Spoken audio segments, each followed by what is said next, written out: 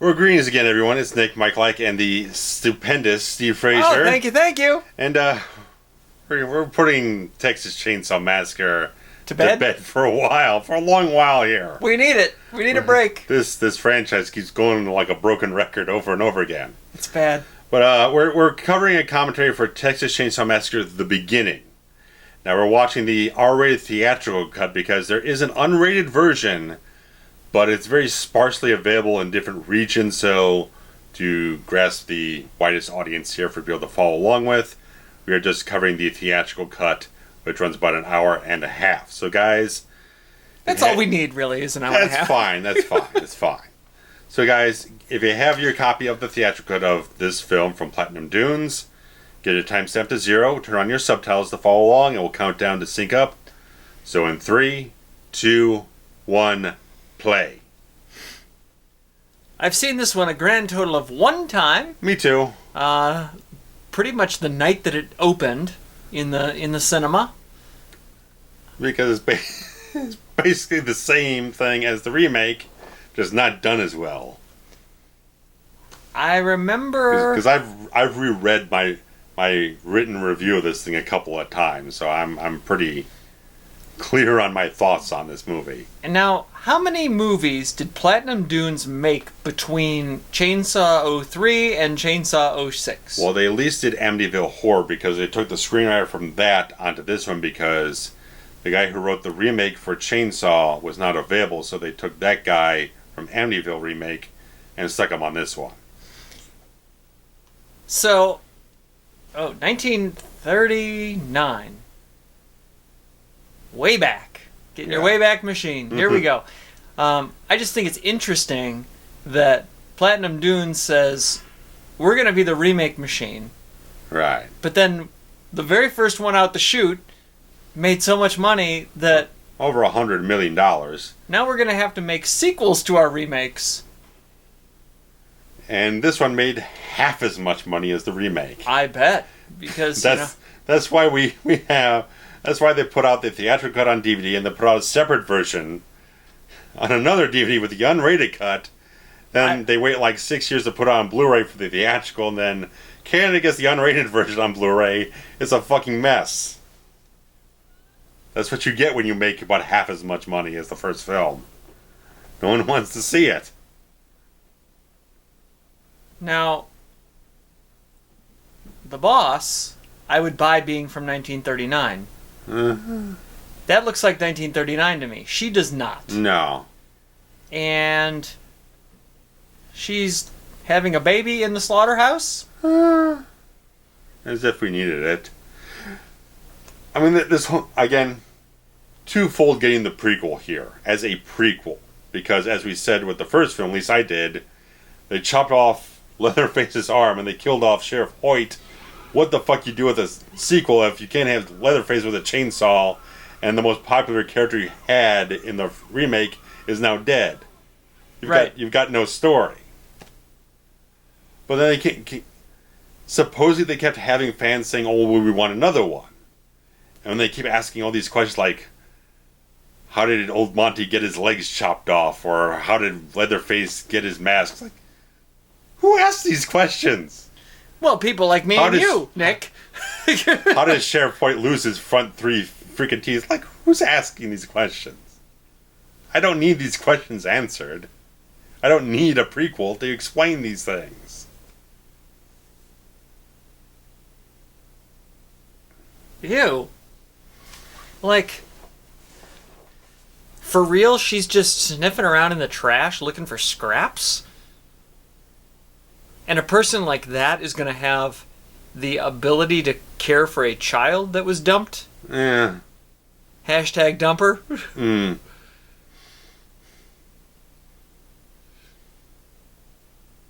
I don't condone putting your baby in the trash, by the way. No.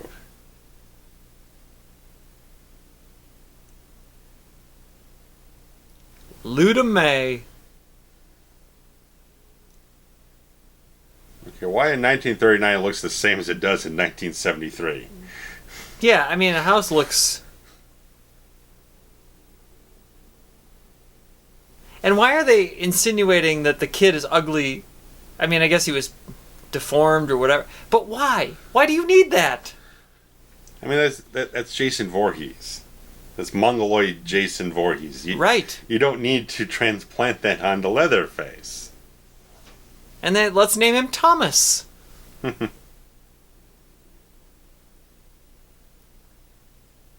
Everything about this movie is unnecessary. Yeah, very much so. And birth defect, like, yeah. Okay. Tendencies to self-mutilation? What? If he's already mutilated. I do like Matt Bomer, though. Oh, he's wonderful.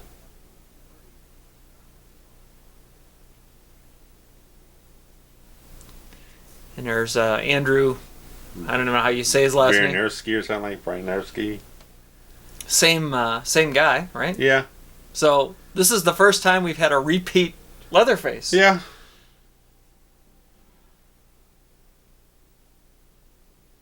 And you're right. This plantation should look new and fresh right. in 1939.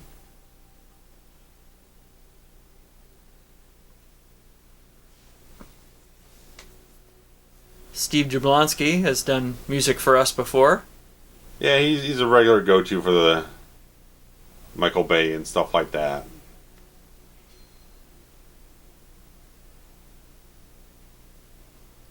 I mean, they're kind of using the same visual language of sorts. Right, yeah. That's a good way to put it. This one's a lot more fleshed out, so to speak. As opposed to just flashbulb shots.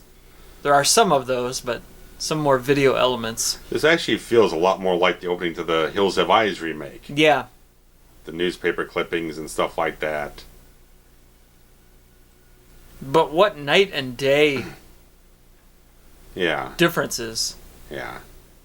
Interesting that Tobe Hooper and Kim Henkel got producing credits on it. Well, I guess they were the ones who actually kind of owned the rights to something, because I guess Dimension Films made a bid to get the rights for Chainsaw, and then New Line had to up their bid to like $3 million to keep it for Platinum Dunes.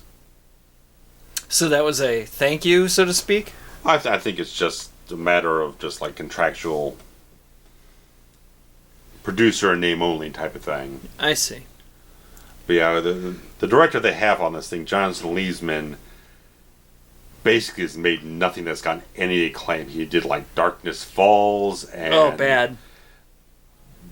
Wrath of the Titans, Battle of Los Angeles, the Teenage Mutant Ninja Turtles reboot. The guy's just made nothing that's gotten any critical acclaim of any kind.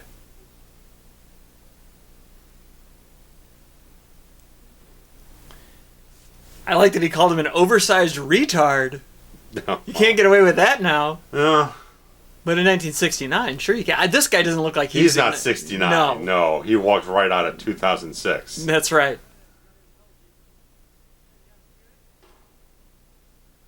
He looks like the freaking the gaffer or something.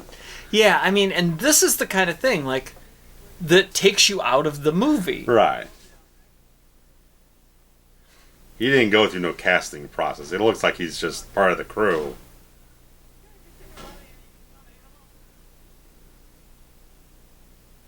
I wouldn't say that to a man that's holding a cleaver. No. Some 285-pound guy is 6'5". No. I mean, he looks like a pro wrestler. Yeah.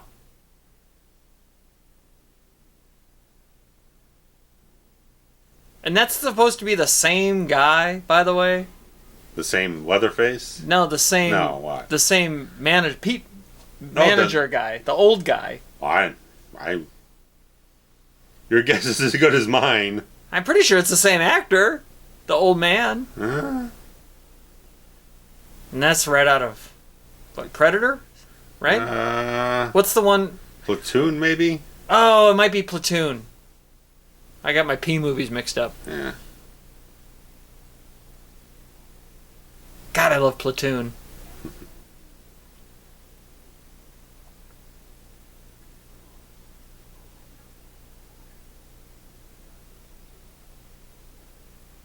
Maybe it's Apocalypse Now. I don't know. It's one of those Vietnam movies. It's a clear allegory because this one's set in '69 here, so we're talking all Vietnam as we see right there in the subtitles.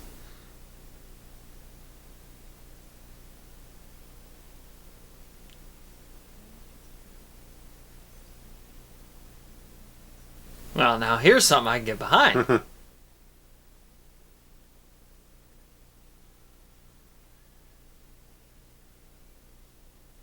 She also doesn't look 69.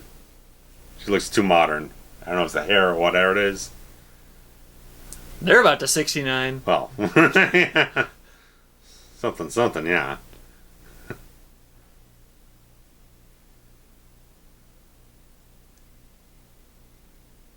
I like that he's the one that's tied up. Real role reversal kind of situation here. You don't seem too excited about it.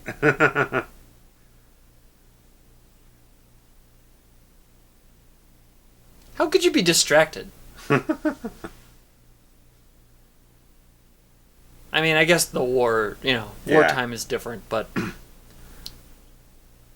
just saying, in the moment. I mean, come on, get into it here, pal.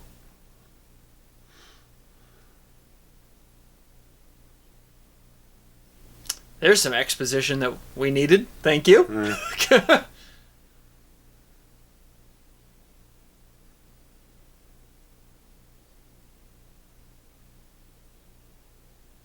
I think I would buy both of these two as 1969. Yeah.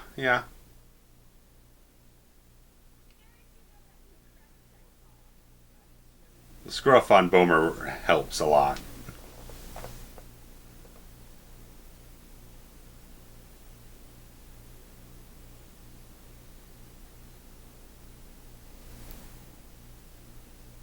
I'm sure he'd rather be with the guy tied up in the bed, though, right? Can't do that in 69. No. Yeah. Yeah, he would. I mean, you could. You just couldn't talk about it. Oh, yeah.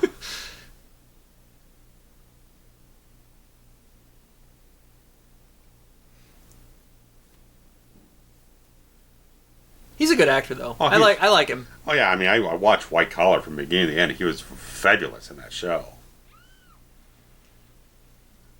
Man, that would piss me off so bad if you threw me in a pool with my clothes on.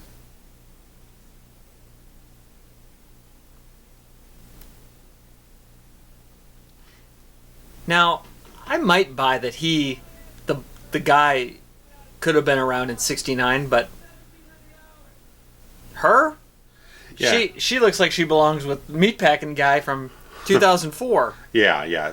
That hairstyle does a lot. Yeah. The hairstyle on her is just too modern.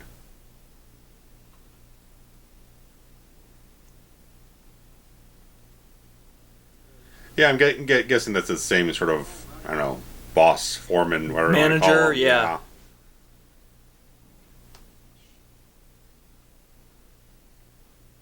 And I don't know if is he killing him because he insulted him, or because he doesn't want to shut down? Is it? I don't know. They're not really explaining, and I feel like, don't give me the bullshit about how, well, they don't have to explain, because this entire movie is based on the idea that they felt the need to explain. Yes. So, don't send your hate tweets to me, because...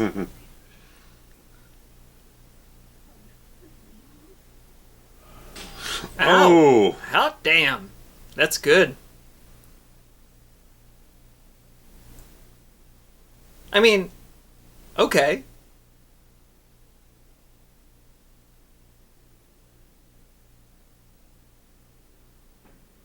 It's funny how they went out of their way to make 1939 look like the cinematic style. They made it the sepia tone, and they kind of made it 1939-ish. Yeah. But then 1969 is sleek and fresh and crisp and doesn't look like Easy Rider or anything.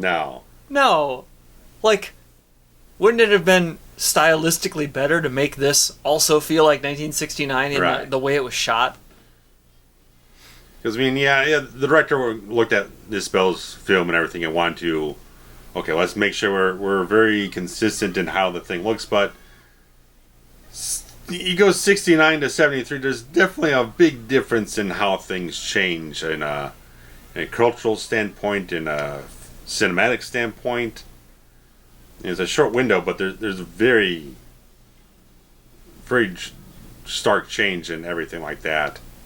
And really, is 5 years, 4 years, or whatever, enough to qualify it as a prequel? Like, isn't all the interesting stuff that you want to know happen between 39 and 69? Right. Like, it's just... The formative years. Right, like, you've already got him in a mask killing Right. people at the slaughterhouse. Right. Like, the part that I wanted to know is, how did we get there? Right. I mean, as we go along in the film, they take much more of a focus off to Ermey's character.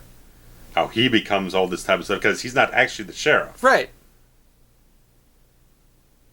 Which, it's funny, because I had completely forgotten. If you recall, there was a moment in our commentary for the 03 remake where I said something to the effect of, whoever let this guy have a badge and a gun? Right. Which... And I was almost like, because, of course, I hadn't seen the prequel in so long, since the theater, and I already knew the knowledge that he wasn't actually the sheriff from the prequel, but I didn't know that wasn't exactly something they didn't say in the remake. So, Gotcha.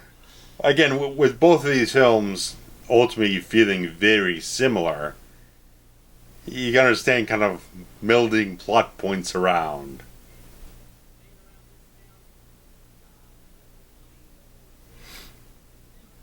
And again, it had been so long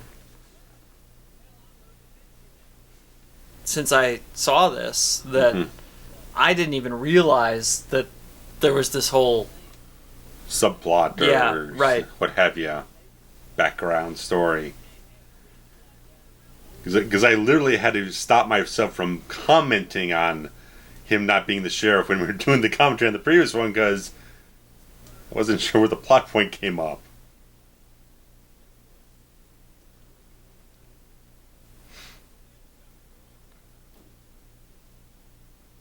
And is that actor there? Is that Lou Temple?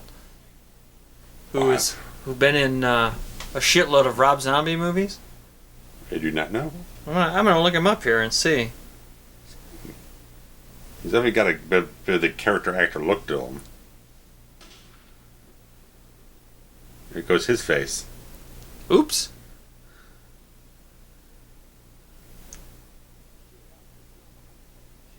Yeah.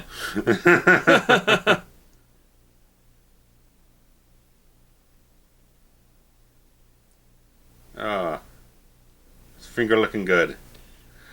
Well, they don't really say how he came to be riding in the car with the sheriff, right? Like what his relationship was? The sheriff just rolled up to the house and they cut to him being in the passenger seat. I don't. So really... wait, when the sheriff came to the house, it was him that he was talking to? I'm guessing so. Because I thought it was old man from the wheelchair, but I could be. Well, they're shooting everything in such extreme close-ups and shooting everything from the back of the heads. I can't tell what's going on.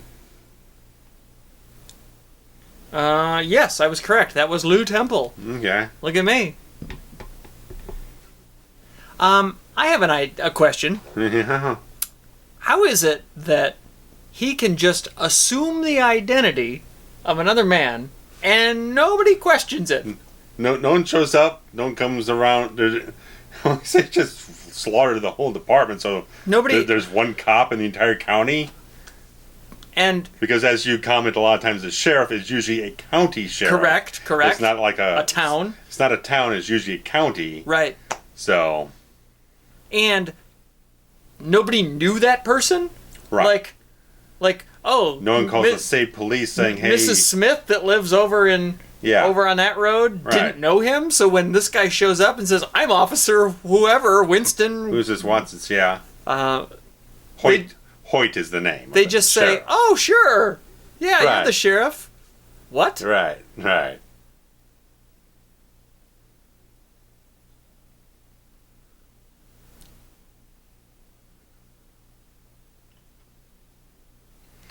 So maybe he doesn't assume the identity of the person. He just assumes the role Mantle of sheriff.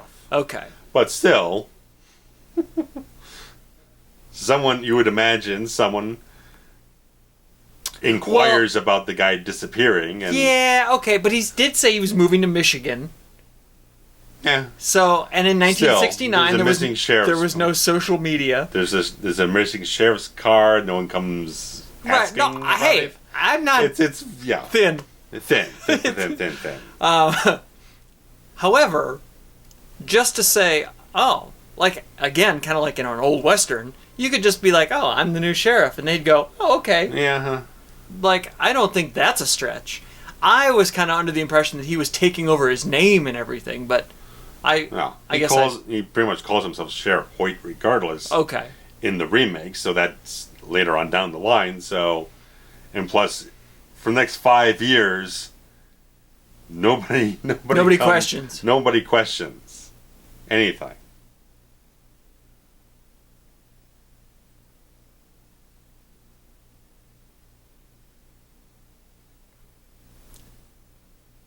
And these are all the same characters from the first movie. This lady. Oh, yeah. Not the victims. The older. The family. Yes. She's got a great look, that lady. And he does not belong in 1969, nor does she. Well, maybe, but... And the more I get a look at Blondie here, I mean, that's 1998. This guy? Yeah. Him? Right here. Younger kid? Yeah. Yeah. I mean... They're almost... He looks like Liam from One Direction in circa 2010. It doesn't look like late 60s hairstyles. No. Again, it's very, very thin delineation between late 60s, early 70s stuff. But as we've always said, it takes a few years for a new decade to kind of assert itself. Right. The beginning of a decade is really like the four. Yeah, it's an epilogue. Yeah. But I'm not buying that any of these people are in 1969. Yeah.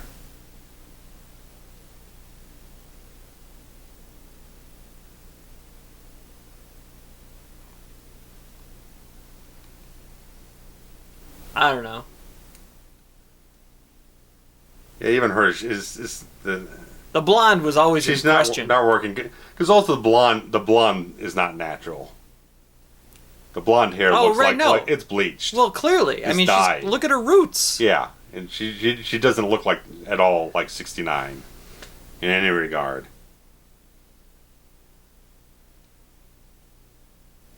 Okay, so this might be completely off the wall, but they both look like they've had boob jobs. They have giant titties. Yeah. And maybe this is completely stupid for me to say, but I just don't feel like the average girl in the 60s had a buxom breast. Yeah. I mean, obviously, some did. Right. But like they're being presented modern day. Like all four of these people really look like 2002. Mm-hmm.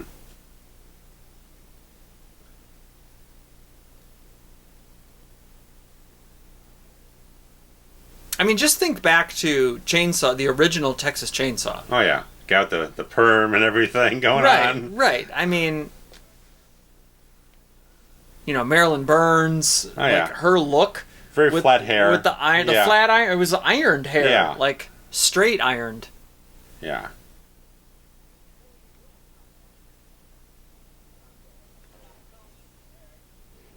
And now we're gonna fight. Yeah.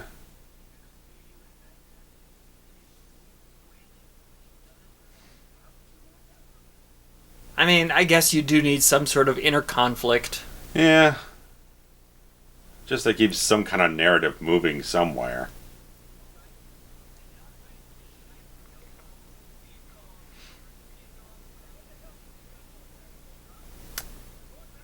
I mean, if you showed a headshot of these actors to the average person on the street and said, "What year is this?" Yeah.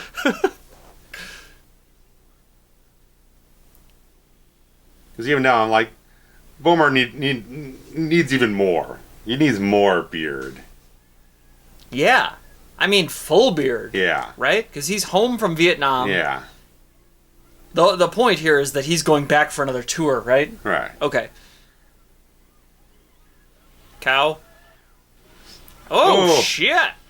I don't think the cow would have exploded like that. The Jeep doing turnovers is correct. That cow would have fucked up a Jeep, for sure.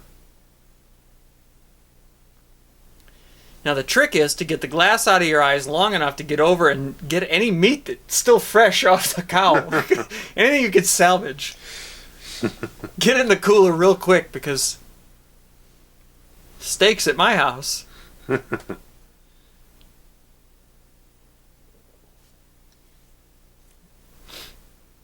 you telling me that all four of those people were wearing seatbelts in 1969? Oh, hell no.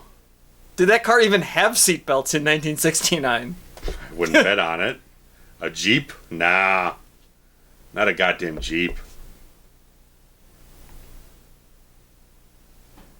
There's Jeeps today that don't have freaking doors on them. Well, yeah, I think you can always take the door off. Yeah. Always find that peculiar. You know, Jeep people are weird. I have some. Oh, I'm sure. I know a couple. I have some in my life, and they're a different breed of cat. Not in a bad way either, but there is something about a Jeep person that.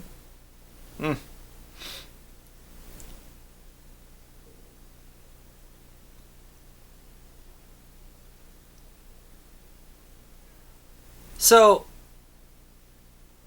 this woman, who's riding a Harley or whatever, Yeah. is wearing a jacket that insinuates that she's in a motorcycle gang. But she left the gang behind. The other 30 people who were hanging out at the convenience store aren't here. I'm not going to buy that in 1969 a motorcycle gang would let a woman in. I don't know. I mean, maybe I'm completely off base here, but I'm trying to put myself in the context of not that the story, social, cultural, political yeah, standards in an era before we existed. I feel like if I were going to write a period piece, which is what they're doing, yeah, I would try to study up on the period and know some of the things that were going on at the time. Sure. Read some Jack Kerouac or something. Right. I don't know.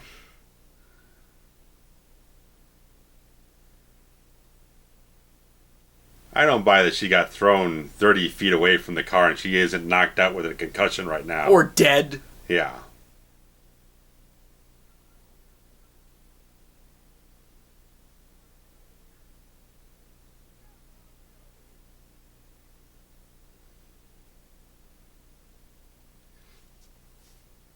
Funny that they're arguing about going to Vietnam. Mm-hmm. And they're being yelled at by a man who's famous for playing a Vietnam drill sergeant. Yes.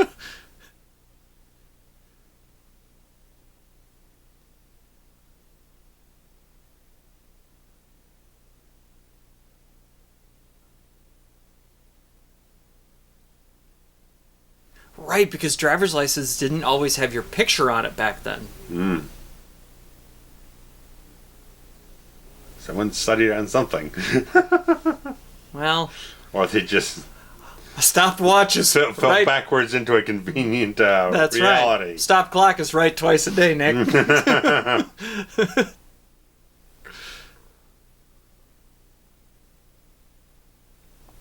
Yeah, she's like in the weeds over here. Completely coherent, cognizant now.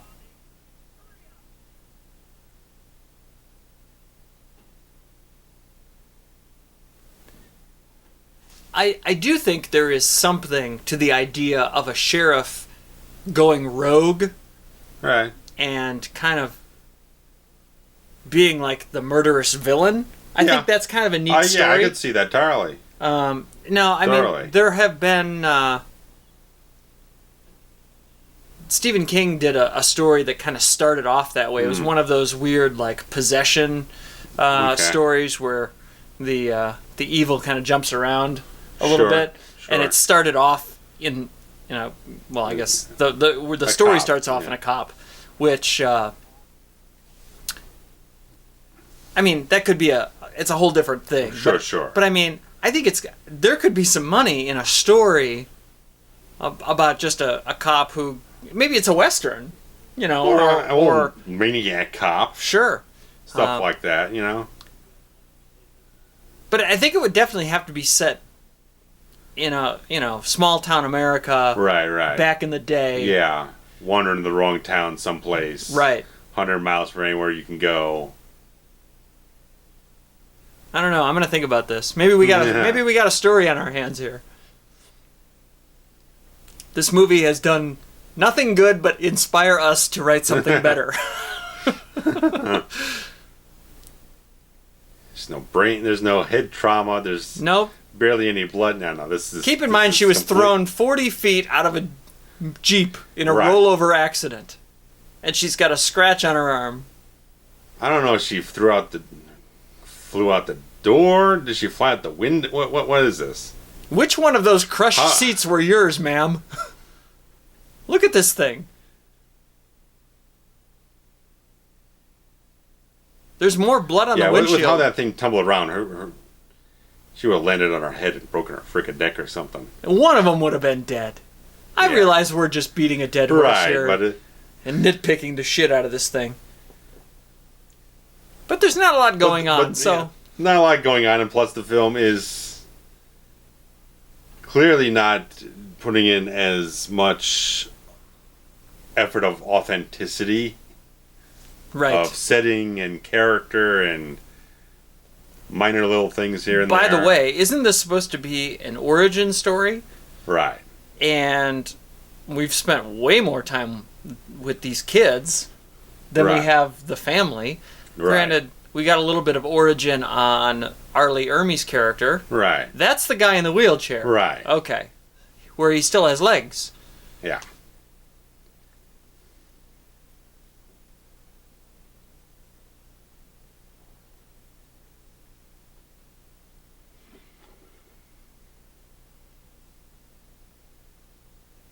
I don't know. Like, to me, when you call it the beginning... Right. Is this the beginning of the story? No, I don't foresee it as a beginning of anything. It's just dropped into a random moment in time. I mean, it's the beginning of Ermey pretending to be the sheriff. Yeah. It's not the beginning of Leatherface. I mean, that's not all that significant of a thing. No, I mean, they could have easily done that in the first movie. Right. I mean, that whole sequence where he kills the sheriff and takes the badge could have happened 5 minutes before the events. That could have been why he was being delayed on the way to getting to the kids. Sure, anything. You know what I mean? Right. Because they did that whole, you gotta meet the sheriff, he's not, whatever. Right. Like, that could have been the explanation. Mm-hmm. That would have been a better story. Sorry, I'm not trying to rewrite the history here. Right. But also, again, we're it's not one of these chainsaw films where it's kind of meandering around it. There's no real direction in a plot anywhere yet. Right. What do we have? I mean, we're, 30 minutes in? 30 plus. 35?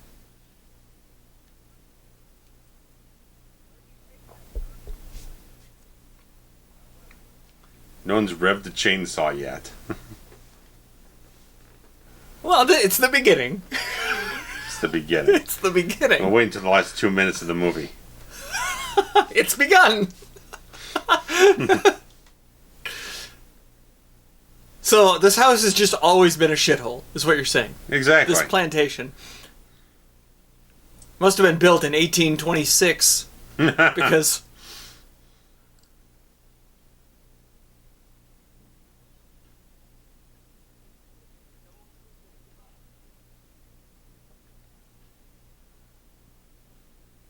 I don't know. Like, I had made a comment. Somebody, one of our loyal YouTube commentators, commenters. Boy, I can't talk today. Sure.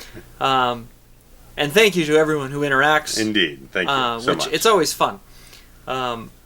Somebody had posed the question about our thoughts on this one when we talked about one of the other ones. Sure. And I had said that at least it was an original idea that tried to do something different.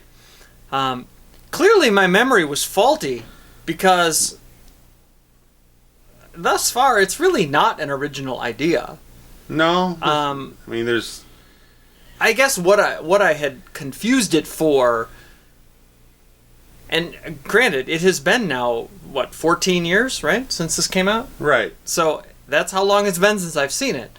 But I feel like they do kind of dive into the whole, facial deformity aspect a little bit. They touch on it again, yeah. Which, even though it's not good, at least it's something. Yeah. But... I mean, so far, just by the look of the film, it just feels kind of generic compared to the Daniel Pearl stuff. Yeah, there's not as much style in this whole thing. Well, there's also no beginning. Right. I keep going around my head. It's was the remake shot in CinemaScope? I don't think it was. I think it was shot 185, but this thing doesn't feel as cinematic as that one does. Right.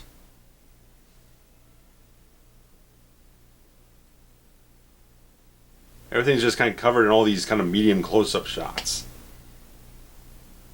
Yeah, you can tell that this is not a Danny Pearl. Yeah, he's not involved at all, no. And...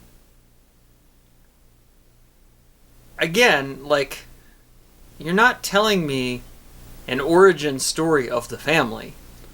Or no. Leatherface, or why anything... aside from the opening credits where you gave me his name. Yeah. I mean, they're not telling origin stories. They're telling you, okay, here's a moment where Ermey's character assumes the role of the chef. That's not a story. That's an event. It's not a story. Right. However, he loses his legs. It's probably not a story. It's just another event that happens. And is this the very first time that any of them have ever killed anybody? Is that...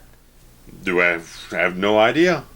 Leatherface killing his boss at the slaughterhouse when it shuts down, if that's his very first murder, then... it's not really played off that way. It feels like... no. He's done... It feels like just another time he's done this. Especially because Arlie Ermey is egging him on to just... as if it's just regular business. Right, business as usual here. I'll just kill him like you usually do. So, where is the beginning of... the beginning in the title of the movie is the beginning of what? Right. Is my first question. Tagline is witness the birth of fear. It's okay, well, no, not really. I mean, the birth of fear as in 1939 in the dumpster? Beats me. That was his birth. Yeah. But I'm not afraid of Leatherface at this point. I wouldn't say there's a whole lot of horror elements that kind of built up in the film as it is. I mean, Arlie Ermey shooting the unrealistic biker chick. I mean, that's violence. I wouldn't really call it horror, right? Horror. Right, you're right. That could be in an action film. That could be in some kind of drama or whatnot. It's not really elemental to horror in terms of tension, scares, and atmosphere, stuff like that. It's just a violent act that happens. See, and here, I don't get involved in his affairs. Depending on who his is, pronouns, pal. Right. Is he talking about Leatherface? Is he talking about the sheriff? But either way... Who's his what's-its? Either way, both of those imply that his affairs have been happening for a while. Yeah. Therefore, not the beginning. You're right.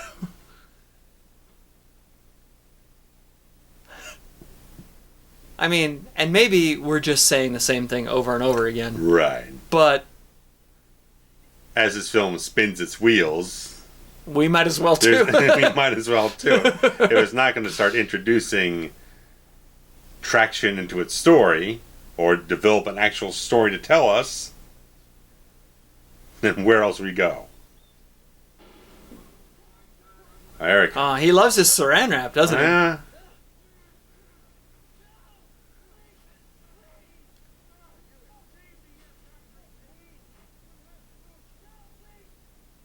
I mean, that would be a hell of a way to go. Not that any way of dying would be pleasant, but I feel like the quicker the better, you know? Boil me in some oil. Oh, God.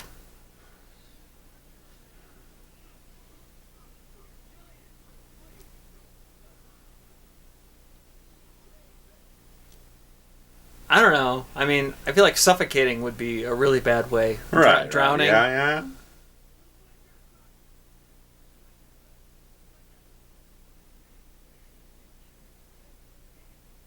He's got a dip in. That's a good little character detail.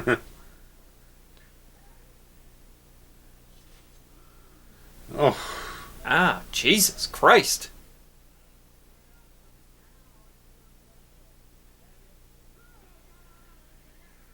I mean...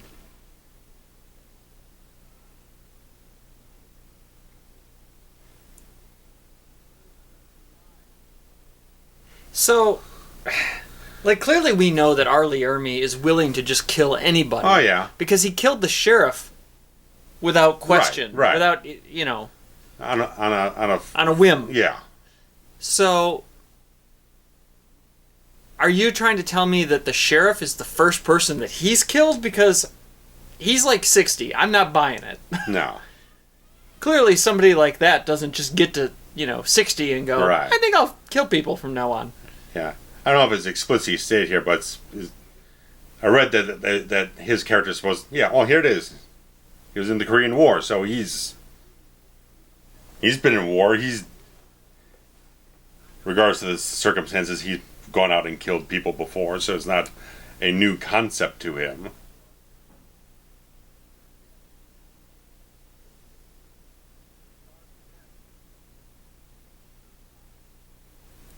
I don't know. I'm just not buying that this is any different than any other chainsaw movie. Right.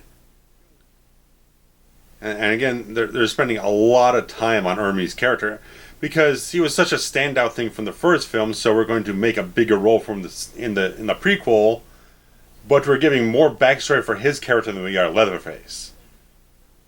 Leatherface probably had about a quarter of the screen time that Ermey has had in this film so far. Well, yeah, him killing his boss was about the most dramatic thing that happened. Right.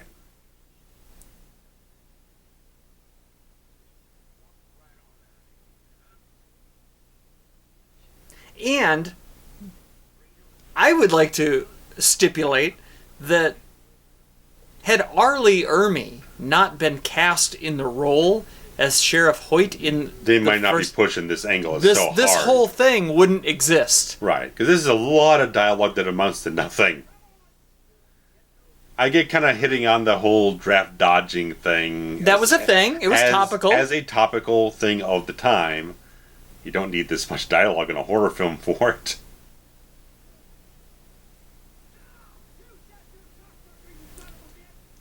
You shut your cocksucker. That's a great line. And now, I mean, Ermey was legit in the army, right? And yeah, he was a military man. So, which you can tell by those tattoos on his forearms. Those are totally legit military tattoos. Yeah. And is this woman supposed to be Oda Mae, the mother that stole the kid out of the dumpster? I think. Right? I believe that's the case. Okay. I just didn't know if they had said. I don't know. The age disparity just seems off from how they.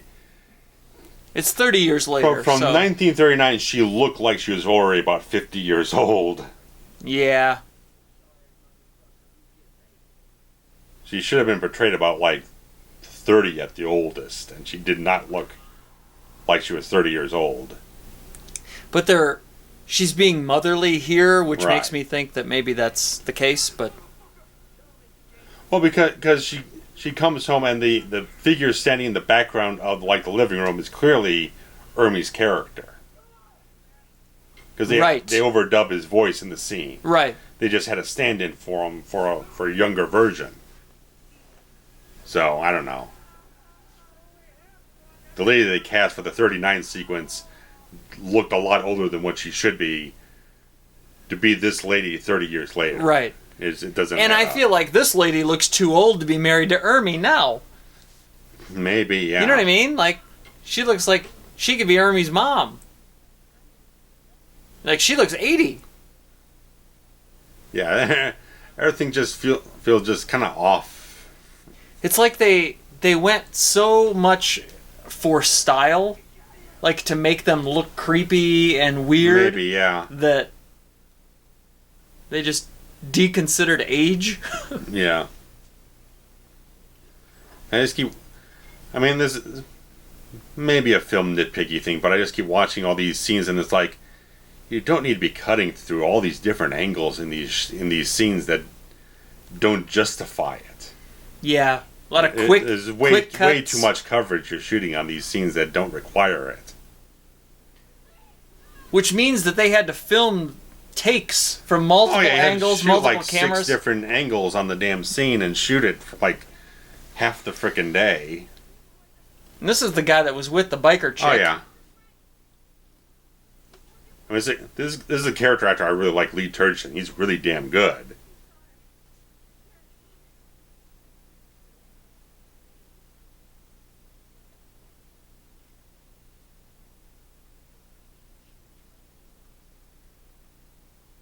I mean, I kind of dig this that element of it. Yeah. And again, here, like, let's... But again, it's okay, where's the rest of his biker gang that he was with at the damn freaking store earlier? The 30 other guys who were hanging around. Yeah. It just seems very strange.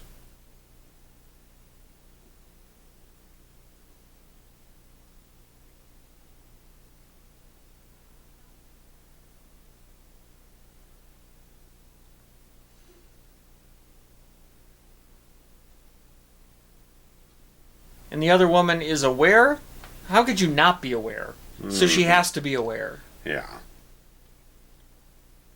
Yeah, we are past the halfway point of this thing, and there's just no story here.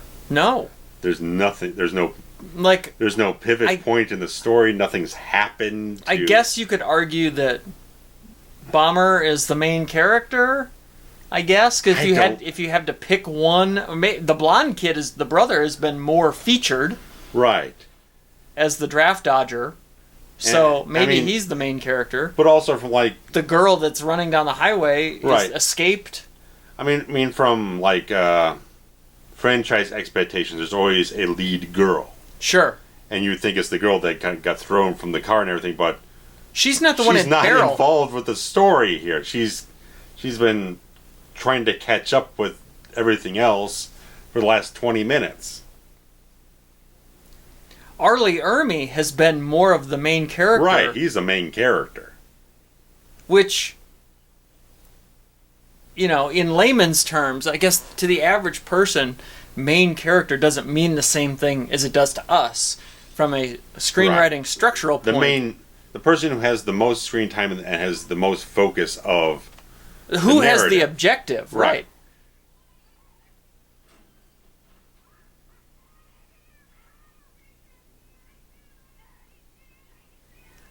I mean, this is, like you were saying, a very frenetic shoot.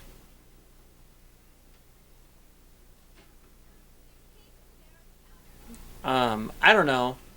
Yeah, I'm just not taken with the filming and the editing style of the film.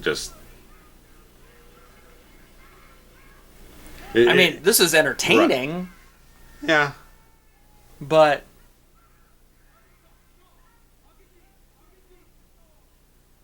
I mean, let's use the large lady to barricade the door. Oh. First time he's been around in 10 minutes at least. At least. If not 15.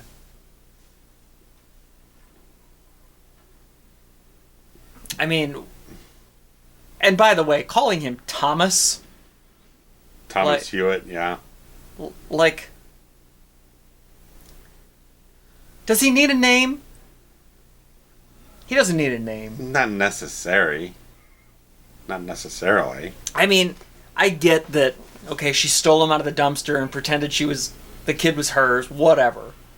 Right. But, like, when I think of horror icons and, famous icons of, I don't, ask for a birth certificate, like... Right.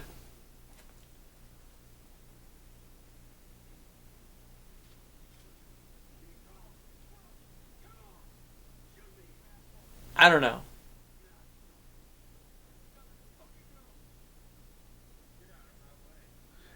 Yeah, again, and the whole way of filming and shooting the whole thing and editing, it just feels like a lot of things like these cheap action directors put stuff together this time with shaky cam, editing, stuff like that. They don't know what they're doing. It's going 100 miles an hour. Right, it's going 100 miles an hour, but it's not going anywhere. The story hasn't gone anywhere. Yeah. Nothing's really progressed anything. We're just running around in circles. And it's funny because sometimes you can use quick cuts and edits as a way of creating motion or creating... Well, yeah, I mean, just how we said in Precinct 13, they had a lot of very clear, concise insert shots and very snappy editing, but they told a very concise story in how they put that together in a quick fashion. But it's how clearly you define things to the audience. Like in that last scene, it was hard to tell even what was going on because it was cutting so quickly. Right, and they're shooting things, again, all these medium shots, and they're kind of have this sort of fast shutter speed to make everything look jerky. Everything's like, it's all these workaround tricks that certain filmmakers use to make things look more frenetic and stuff like that because they don't really know how to craft. Yeah. They don't know how to do the craft very well. Let's just throw it out there right now. We are not saying that we are masters of craft. No. But we feel like we have a pretty good understanding of how it's supposed to be done. Right. Like, we have studied a little bit. Nick has legit made a movie. Yeah. I mean, available now on Amazon.com. Yes. Cheap plug. But, I mean, it's not like we're just two nerds sitting in, I don't know what. But, I mean, through well, you haven't been through all 90 commentaries, but I've done 90 commentaries now. Sure. Studying all these different films from John Carpenter, Wes Craven, and Richard Donner, and John McTiernan, and all these guys who know how to make really well put together films. And then you see stuff that looks kind of... everything's kind of handheld, and there's not a lot of composition involved with this film. There's not a, artistic style involved with it. It's just kind of cheap tricks that kind of pull everything together to just move through a scene. I just didn't want, and we realize we have some loyal listeners who've been with us from the beginning. Right. But if you're new, I don't want to come off as preachy. Right. I'm not trying to say we're better than this movie. No. And I don't know why it took us 90 of these for me to throw out this disclaimer. I guess maybe I'm being a little defensive here, but I don't know. I feel like we try to approach these from a stylistic, a screenwriting perspective is, stuff we usually bring up. with structure and how you build characters, how you plot out the acts of the film and everything like that to progress to the next level and the turning points in a narrative. And how that, viewing it through that lens, affects the entertainment value for us. Right. And that's kind of our shtick, I guess, is what it's developed over the last 4 years. And this is just not doing it. Right, it just feels like it's in the same mode for like the last 30 minutes or so, and just like it hasn't gone it's just the fact that it hasn't gone anywhere. We're at 55 minutes, and can you tell me, like, what the objective is other than survive? Like, where's the beginning that you've promised? Right. I mean, is the beginning a cheap way of saying this one takes place before that one? That seems to be the definition that they're applying here. Because in what way could this film not have been Texas Chainsaw Massacre 2003? Like, if you just pretended that first one didn't exist and you put this one in its place. Right. Well, this could be a Wrong Turn sequel. Ooh, there's a franchise we could have some fun with. We haven't gotten a chainsaw revving up in this thing, have we? There's been 0 chainsaws. Right, there's nothing. There's 35 minutes left to go. There's been no chainsaw action in the movie. We haven't seen the beginning yet of the chainsaw. Fuck all. I mean, this looks like a Danny Pearl type shot, an imitation of one anyway. That low tracking shot. Slightly, it just... I'm not saying it was any good. No. I'm just saying that's kind of what they were going for. Yeah. And that's the difference between emulating a style and actually understanding the style. Great point. It's something like I went to see that sequel to Sicario a couple of years ago. Benicio del Toro and Josh Brolin and everything like that. I only saw the original. I didn't even know there was a sequel. Well, they made a sequel. It's not by Denis Villeneuve, or shot by Roger Deakins, but you can see, like, okay, they studied the first one to see how it looked, but it's like, it doesn't evoke the same feelings. You can replicate the shots, but you can't replicate emotion, the artistic intent and all that type of stuff behind why they did what they did to craft the feelings and the emotions and the moods that you got out of that first film. So, there's between knowing your style and just copying the style. So,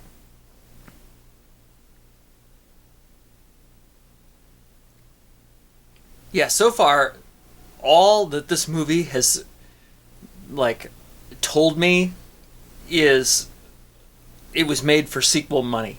Right. Like, let's capitalize on something by while the fact it's hot. that it was not as well received. Again, it only made about $50 million compared to the remake, which made over $100 million. Made 0 off of me. I saw it for free. Yeah. But just like, it didn't go over as well with critics. It didn't go over as well with the audiences because no one really came back to see it that much. So, I mean, it really shows that... Do you understand why? I mean, yeah.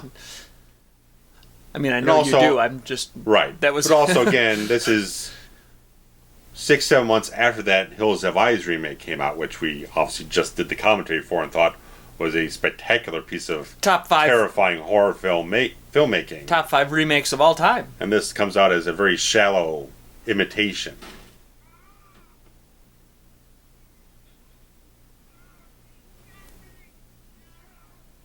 All right. Well, shot him in the kneecap. There we go.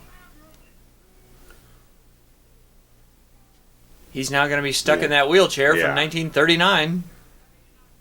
But this whole sequence, as we go along, it really highlights the deficiencies of a prequel. Because you got Tergesen's character going around with his revolver and everything. With all these characters, he's got a gun pointed right at the head of a guy who's still alive 5 years down the line in the film we already saw. Right, so we have no reason to think he's in peril. There's no suspense. There's no tension. There's no danger here. There's no sense... You can't buy into a sense that this character's turned the tables on him because you already know that all these other characters in this scene are alive in the film we already had made prior to this that takes place 5 years later. So it's like prequels are such a real, just not a real good business. It's real hard to make a credible prequel. This is going to spark some debate. Go for it. Well, no, I don't have a hot take or Okay. anything. I'm just thinking, the beginning. Oh, finally. The beginning. An hour in. Yeah, an hour exactly. But I'm just trying to think, has there ever been a great prequel? And I'm not saying you need to come up with one right now. Yeah.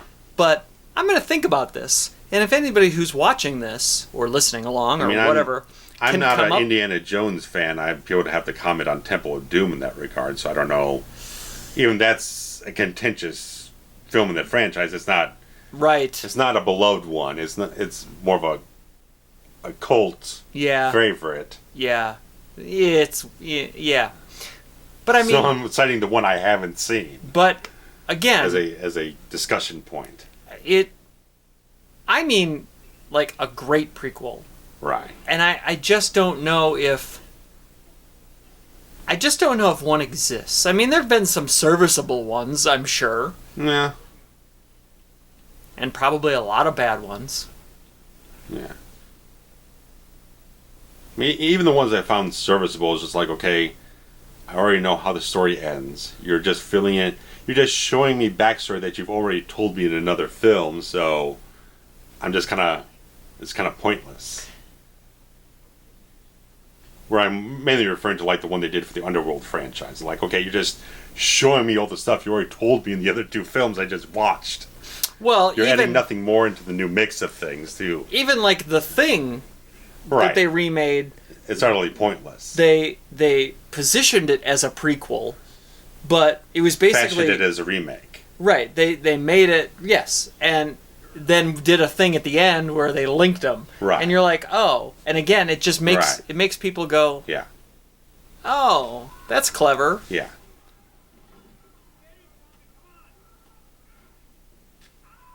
I mean, he still hasn't turned on the chainsaw, by the way. No. And the only reason why he couldn't gun down Hoyt is because the gun jammed. Which seems like a complete movie idea. Yeah. Especially when he just fired the gun at Monty like 2 minutes ago and it worked just fine. Now it's jammed for some reason. I don't know. I don't know how it's often. Very, very lazy screenwriting to me. How often do guns actually jam? Probably not much, especially with a revolver. Hey, it's our first chainsaw kill. Okay. Mark it. 103. Cut in half. I mean, I guess it's kind of a clever. Yeah. It's a little late. It's just the fact that it's a little late for it. I don't know if... that looks good. Yeah, yeah. I don't know if anything that's happened here has made me care about anybody, though. Right. Like, even Arlie Ermey, I guess you kind of don't like him because he's... Right. You know. But he's the one with the most character in this whole thing. Right. He's entertaining. I mean, I can tell you about Bomer's character. I can tell you about his brother in a certain way, but it's only just because of the Vietnam draft dodging thing. That's the only thing that defines their two characters. The girlfriends, I can't tell you piss all about what their characters are about. I can't tell you any defining traits about them. Because you look back at Jessica Biel's character in the previous one, she had a lot of development and a lot of traits as a character. You saw a lot of the sternness and the compassion she had, and the motherly... She just had a lot of things to work with and to create a full character, as did all of them in the previous film. They all had their own distinct traits. They all had certain ways how they reacted to certain situations that befell them. These are interchangeable parts. Right. There's not a lot of distinctness or defined qualities of their characters to latch on to anything, to build empathy.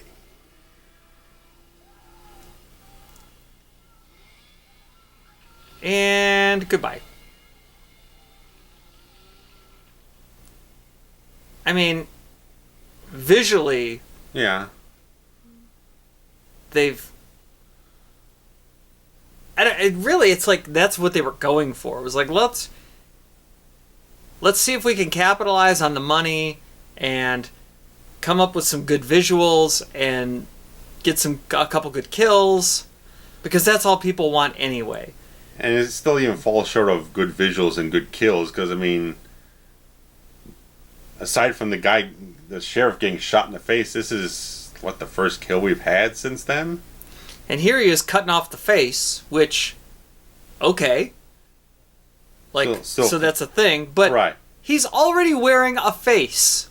He's already wearing a mask? A mask that's pretty intimidating as it is. I don't think it would come off that easily, by the way. No. Still, the best one of these ever was LG. Oh, in yeah. 2. Straight up. When he puts it on him, and then he puts it on her, and yeah. I mean... oh.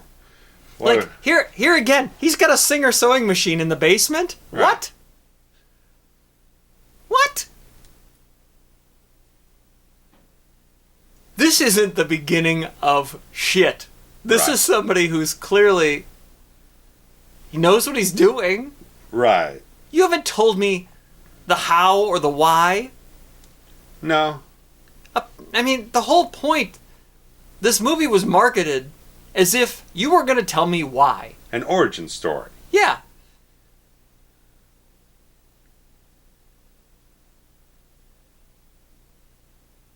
I mean, as we've kind of alluded to in some other movies, the early 90s Batman cartoon had better origin stories in hell yeah. In a 20-minute, 22-minute episode. You're right. Than this has done in an hour 7 so far. Oh, yeah.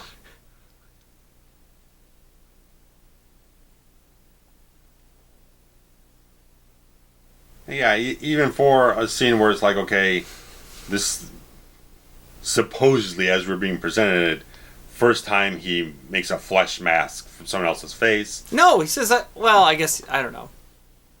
Maybe it's not the first, I don't know. It can't be the first time. Yeah, I mean, even if they're just trying to present it that way, it's like there's no drama to it. There's no big reveal or anything. No, he just did it. It's just, everything's just too... We're saying it's supposed to have a dramatic sort of origin reveal of it. Things that's supposedly being the first time. Everything's too matter-of-fact about it. It was presented as old hat. Right. You know, right.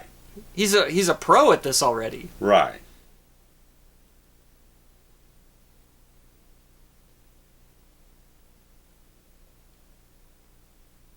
I mean, I really think that this movie needed to start about 10 years prior.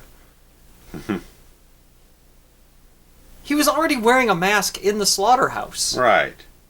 At the beginning of this. And even now, I mean, even when he takes the mask... Because we saw in the remake, he had the whole decayed face, stuff like that. They revealed that there, but then they don't show it here. Which seems kind of weird. Aside from the opening credits where they said he had a deformity or whatever. But they don't actually show it here. They mask it off in all these obscured little shots and whatnot, so it's like... I don't know. And again, I just like to point out, why did they have to give him a deformed face? Isn't the fact that he wears somebody else's face enough?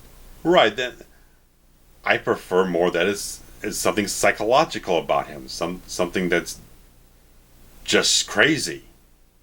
He doesn't need to have something built into him where he has to cover himself up and all that type of stuff through some physical deformities type of thing. Again, that's Jason Voorhees. There was an element to me... Or that added into the whole Jason type of thing, and it made sense for that character from the Mrs. Voorhees perspective. Yeah, I agree with you. Man, what was I going to say? I had a thought, too, and now I don't know what it was. Got it. There's an element of the original movie, the 73, that the family, to me, feels like they are working together as a unit. Yes. To kind of capture and or kill and or whatever, for whatever means that they internally have. And not to say that the remake or this one or any other one should have done that exact same thing. Right. But I feel like that is an element that's completely missing from the Platinum Dunes. Right. Because all of the family that they show are elderly members. Right. As if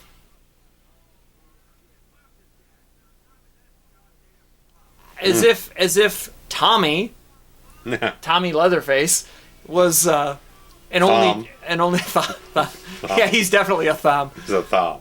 As if he's an only child, or you know what I mean, like right. There doesn't feel like there's a collective intent with everything. Everyone's just kind of going off in their disparate ways, doing whatever they want to do. Random chaos.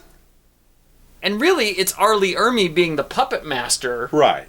Patriarch and stuff like that, but it's still Monty's gone off and he doesn't bother with all the other stuff other people in the family are doing. Leatherface is in his freaking basement doing what the fuck he's doing. It's like no one's in tandem doing anything. I don't feel like there's like a single-minded intent with the family. Right. I mean, in the original film, everyone in the family like worked at the slaughterhouse. There was pride of Grandpa being able to kill somebody with a hammer, which, you know, I realize again that's not. And I feel like with a lot as this franchise has gone along, the kind of cannibalistic element is kind of wisped away or something like that. It's not as much of a. It's almost become like a taboo, right? Like, ooh, can't do that, right? But you can. You can. I mean, in 2... The chili and all that. The chili. Yeah. But, it was more of a subtlety. It was almost more tongue-in-cheek in that way, but it was still a present element. And that was really the last time that they touched on. 3 has no... 3 doesn't play around with that. 4...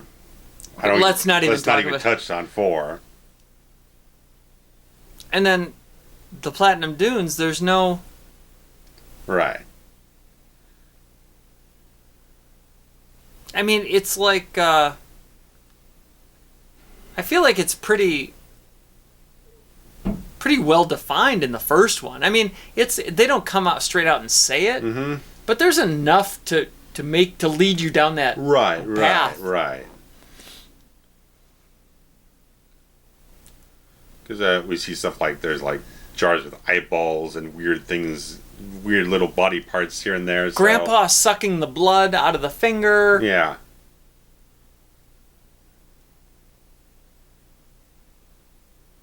I think there's mention of barbecue. Yeah. I don't know. It feels like... And there's like out of focus. Which I guess is supposed to be them being dazed and confused, but... I don't know. I mean... Like, you can't even tell what's going on. And here's a little element of it, as soon as you say that. Yeah. Did you pre-watch this one before? No. Okay. Hell no. I know sometimes you watch it, you know. Yeah, I didn't feel the need for it.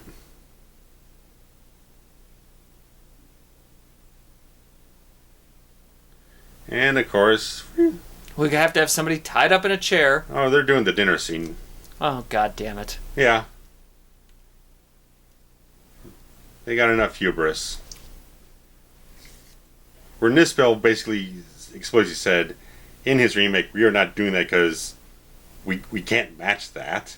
We can't top that. You can't, right, if you're not different than or better than, then don't bother. He had enough forethought, just like the same thing with the Hitchhiker. You couldn't do the same thing as Ed Neal did, so they changed what they wanted to do with it. So they either altered plot elements to do something different, or they decided, we can't match that, so we're going to shift over and fashion an entire different third act for the film that doesn't involve that.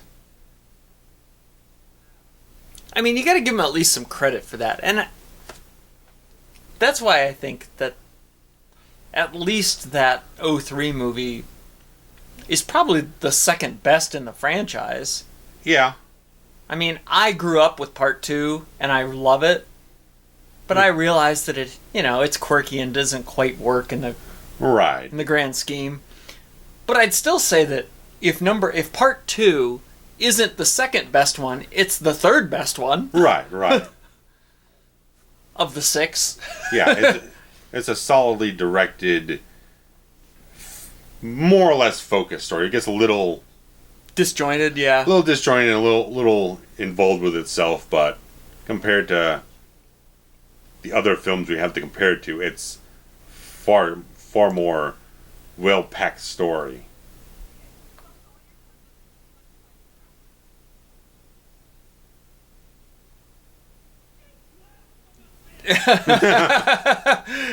Again, how are we supposed to hate this guy if all he does is make us laugh? Right. He has the most personality of anyone on screen. He has the most development of everyone on screen. He has the most clearly defined sort of intent of anyone here.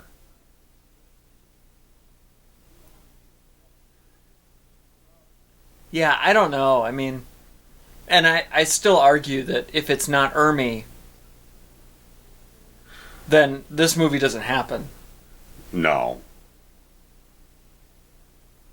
Without Ermey, they wouldn't know what the hell to do with the damn movie, to be honest with you, because they don't have anything else to latch onto for a story. Without Ermey, the first one might not have made $100 million either. Possibly. I mean, it's good, but there's the element of... Maybe not 100 million, maybe 75. It would have been profitable, It still would have been strongly profitable. But he added a lot of value into it. But now they put all the value on his character and into nothing else in the film. Right.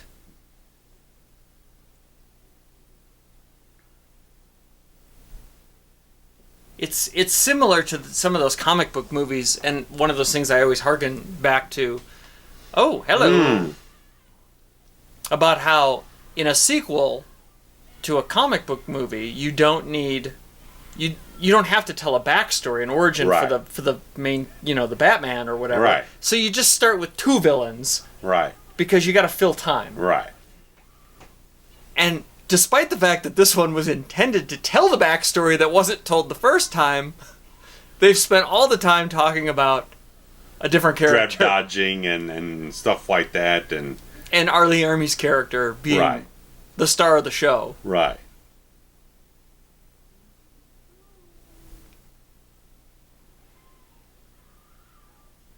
I don't know. It doesn't work. Yeah. And just the fact, that dinner scene amounted to fuck all of anything. There's like... Right, that wasn't a quote-unquote dinner scene. That was a scene that happened to take place at the table. Right. And now she's gonna Sally Hardesty jump out the window and...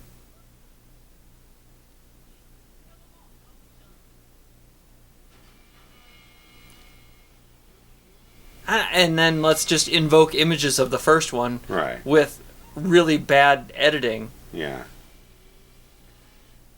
Like... And again, her character hasn't really gone through anything in the film. Not as much as this one. No. This kid. Again, the whole thing of getting thrown out of the goddamn Jeep about 40 yards or something like that, and there's no head wound, no concussion. She's barely got a scratch on her for all the events in the film. The tear there was a good touch. Mm-hmm. She saw her boyfriend get chainsawed and his face ripped off, and it's just like there's not a lot of there's not a lot of visceral emotion going on. And here again. Yeah. You can do whatever you want to him, but we know he's going to live. Yeah.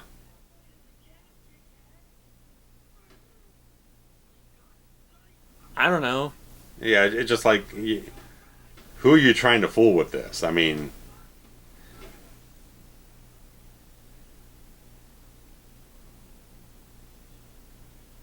one, all the people you're trying to, these people you're trying to build up is Oh, there goes the teeth. Whoopie-doo.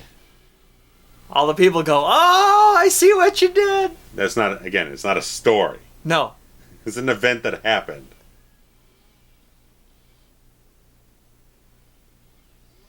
Look at this editing. Jesus Christ. Compared to a Danny Pearl, this is nothing.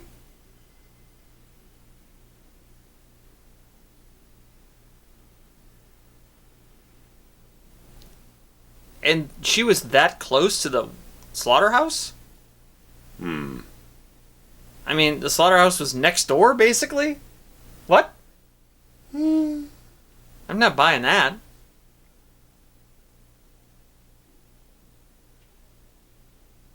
Oh, no, yeah, because that just happened a couple days ago. But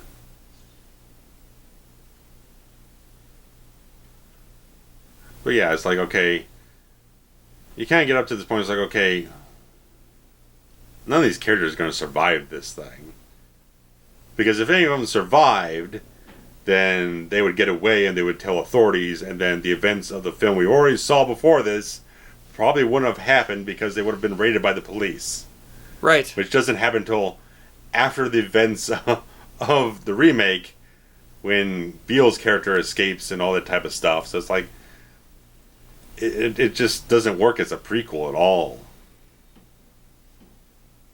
In some ways, the one that came after this, which was another reboot, the Chainsaw 3D, the 3D that I just recently saw, right, which is meant to be like straight sequel just to the Hooper original film, right? And in some ways, that's more of a prequel, at least the beginning part of it, okay, because it tells a backstory. Okay, the timeline's a little wonky, but I didn't care.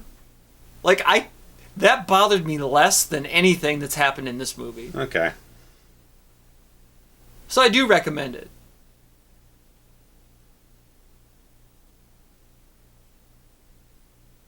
Is that blood? Looks like it's blood. Well, she didn't have this much blood on her before.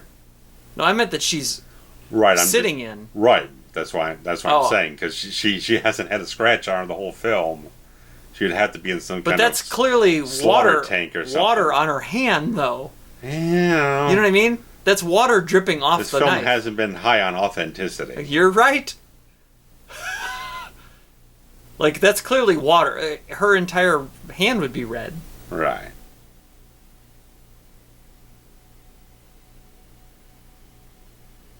I mean, I do like that he's wearing the other guy's face this whole time. Yeah. And they've given him Leatherface, a lot of wherewithal.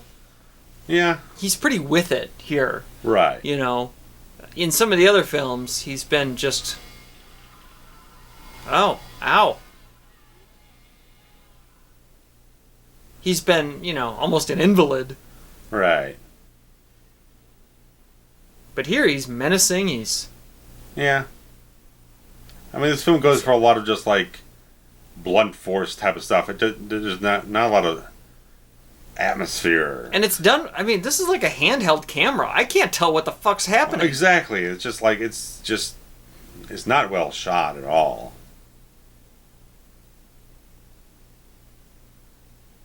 Again, I mean, it's like, yeah, it goes for, like, blunt force kills, but it's like, there's no atmosphere. There's no suspense. Well, and that partially is due to the fact that you can't see what's happening. Right, everything's all this... Look at this. Jittery, quick cut, action... cheap action filmmaking. It's not a horror film. It's borderline... This is like... I never watched it. This is like watching, like, Taken 2 or something like that, where it takes, like, 19 cuts for Liam Neeson to jump over a fucking fence. Like, holy shit. I'm glad I don't have epilepsy watching that last 30 seconds. Whoa. That was bad. Oh. Everything from...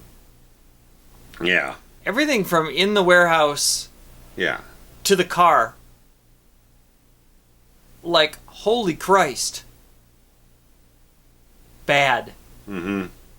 Even this. Yeah. Like, why does the camera have to be moving all the time? Yeah, and how did he just happen to show up in the back seat? Like, oh my god. And able to move around this giant freaking chainsaw is like... I mean, that looked good.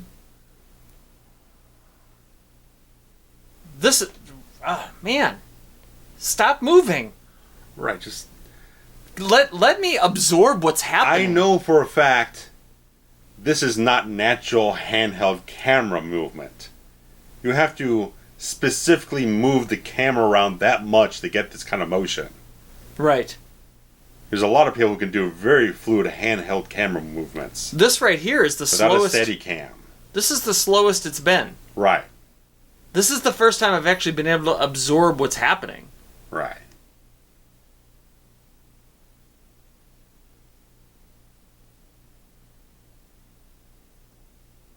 I mean, I'm dumbfounded as to the decision making over the last 2 or 3 minutes. Yeah. Oh, Larry Cat gets another payday. I mean, good for him. I'm just interested. How did they know there have been 33 kills from this family over this course of time? Where did you come up with that number? Right. Where did you get the evidence for 5 years worth of murders that weren't investigated until... Murders from 1969 that weren't investigated until 5 years after the fact. Right. With no bodies to speak of. And no evidence to go off of. Who reported this stuff when there's no survivors? Dumb. Greg Nicotero was one of the puppeteers. Well. Whatever. I mean... As it were. We respect his work, but... Surely, every time. But, holy shit. Second assistant director. Whatever the hell that means. Hmm.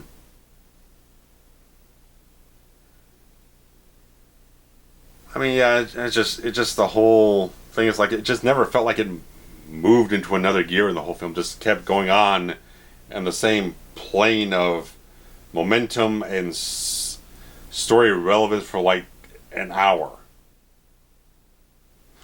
Yeah, it had from one like the speed. half-hour point onwards, it just a flat plane, a flat plateau of just like, it doesn't. There's no peaks, there's no valleys, there's no nothing. It just keeps going on without a direction or point to anything. There's no objective aside from the attempt to survive, but no one gets enough. None of the characters get enough traction towards anything for that to go anywhere, to have it be a sense of peril. I mean, if I cared about anybody, right, it would have been a little better. Right. But I didn't. Because, I mean, the filmmakers are so much like, okay, on the first one they spend so much time with the victims and the characters. Let's spend all the time with the family now and develop them. Well, you didn't tell us anything that was any bit of substance for those characters to spend that much time on them. And it was towards the detriment of being invested in the actual characters who were in peril the whole film. Yeah. Yeah, it was really just a disconnect. Yeah. And there's no, aside from the opening title sequence, there's no backstory for Leatherface. It's all Ermey going on about draft dodging and him in the Korean War and all this type of stuff. It's just like... It's his vendetta against... Right. You know what I mean? It was... Right. It wasn't just a crazy family killing people for the sake of killing people. Right. It wasn't even Leatherface killing people for the sake of him being deformed and wanting to have new faces. Leatherface didn't start killing anyone until an hour into the film. And then there's only like 3 people he actually kills. I mean, really, the whole thing was driven. It's R. Lee Ermey's revenge film, almost. Yeah, his vehicle. Dumb. Yeah, it's not a well-written screenplay. It just doesn't have traction where it needs to have traction to have a story to follow for anyone you have an emotional investment in. And again, And the editing and the sure, Jonathan cinematography. Liebesman gets paid to do what he does, and he probably gets paid very well, but he's not very good at it. Yeah, He doesn't know how to really structure out suspense and tension like that to get you up on the edge of your seat to be scared about things. Everything just happens in a blunt force type of way. Even, I mean, just that, like, the dinner table scene is kind of indicative of a lot of the things in the films. Like, okay, you're going to evoke some imagery from the other films, but you really don't know what to do with it, and it doesn't amount to anything. There's my boy Jimmy Peterick, who wrote Vehicle, Ides of March. Jimmy Peterick also wrote Eye of the Tiger. He was in Survivor. One of the finest soundtrack songs of all time. Jimmy Peterick lives probably 20 minutes from where we're sitting right now. Well, good for him. He's got his purple hair. He is a delight. Okay, yeah. He is a delight, by the way. Oh, yeah, I know him, yeah. Whew. Yeah, I've met him a few times, and he is just a very wonderful man. So, Vehicle, he was in Ides of March. That was very, very early 70s. But I like his 80s stuff better. Oh, yeah. Especially when Jimmy Jameson's singing it, baby. You got it. Well, even he wrote all the hits for 38 Special as well. Oh, 38 Special. I love 38 Special. So all of the radio hits for 38's written by fabulous Jim Peterick. Fabulous. So, yep. Great this stuff. film's not fabulous. No. But we're taking a long snooze on Chainsaw.